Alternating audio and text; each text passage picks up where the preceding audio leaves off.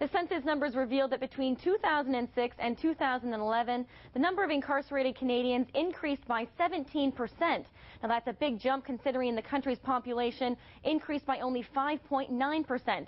The numbers come as no surprise to Jason Godin, president of the Union for Canadian Correction Officers. Jason Godin spent 17 years of his life as a correctional officer before becoming president of its union, so he knows the ins and outs of some of Ontario's institutions.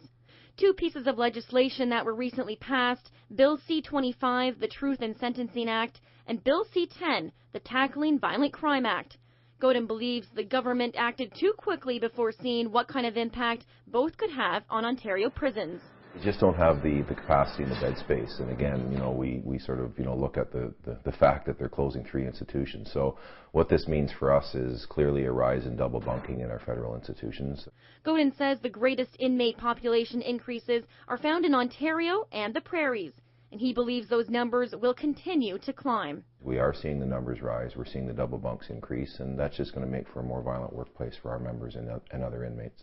Correctional Services Canada was unable to speak to us today, but says the government is currently adding more than 2,700 beds to various institutions in Ontario by the end of 2014.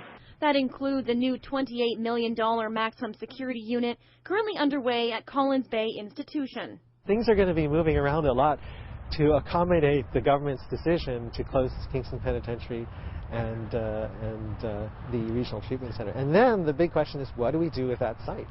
Up until now, the government hasn't expanded much on the issue of the prison closure and inmate population, leaving even Liberal Ted Hsu in the dark.